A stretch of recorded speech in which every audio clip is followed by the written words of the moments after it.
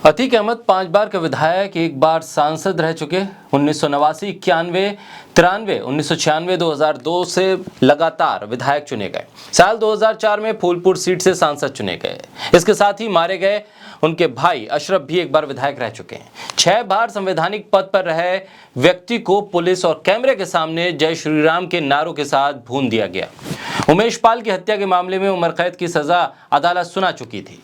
पिछले लगभग 2 हफ्ते से गिद्ध मीडिया अतीक अहमद के एनकाउंटर की सुपारी लेकर बैठा था, पूछ रहा था अब होगा अतीक का एनकाउंटर, कैसे होगा अतीक का एनकाउंटर, अतीक का एनकाउंटर होना चाहिए कि नहीं, लोगों की राय मांग रहा था।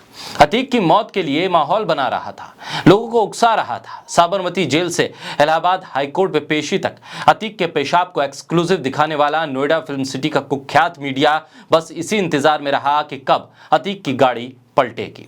और जिस तरह से अतीक और अशरफ को अदालत में पेश करने के नाम पर कैमरे के सामने परेड कराई जा रही थी, उससे साफ था कि अतीक और उसके भाई को खतरा हो सकता है।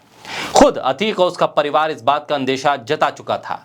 सवाल इसी बात का है कि संदेशों को हल्के में क्यों लिया गया। आखिर वीडियो कॉन्फ्रेंसिंग से अदालत में पेश होने के ऑप्शन होने के बाद भी गुजरात से यूपी क्यों दौड़ लगवाई गई। आखिर क्यों मीडिया के कैमरों के सामने हर पल की लोकेशन साझा होती रही। बिना पुख्ता सुरक्षा इंतजाम के अतीक और अशरफ को बार बार इलाहाबाद क्यों लाया गया। आखिर क्यों एक हथकड़ी में ही दोनों को कई बार देखा गया।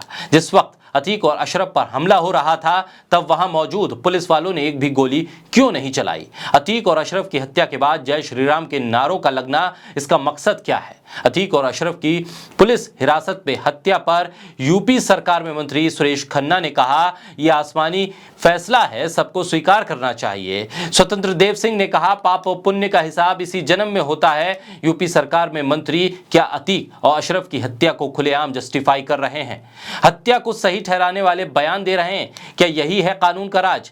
अतीक और अशरफ की हत्या करने वाले लवलेश तिवारी की फेसबुक प्रोफाइल है जिसमें वो खुद को बजरंग दल से जुड़ा हुआ बता रहा है। प्रोफाइल में लिखा है जिला सह सुरक्षा प्रमुख बजरंग दल। सनी और अरुण मौर्य भी इसमें एक और नाम है। लवलेश तिवारी बांदा का रहने वाला है, अरुण मौर्य हमीरपुर का निवासी है और तीसरा आरोपी सनी कासगंज का है। यानी सब अलग अलग जिलों से हैं। आखिर ये एक साथ कैसे आए, किसके कहने पर साथ आए और तीनों को हथियार किसने दिया। तीनों हथियारों के परिवार वालों का बयान एक जैसा है, तीनों के बयान लगभग एक जैसे ये बताते हैं और परिवार वाले कहते हैं कि तीनों घर छोड़ चुके थे, तीनों पर परिवार से कोई मतलब नहीं होने की बात कही गई है। परिवार कह रहा है कि इनसे हमारा कोई मतलब नहीं। क्या ये बस एक सहयोग है या फिर बयानों को भी साझा करके बांटा गया है कि इसी तरह का बयान देना है।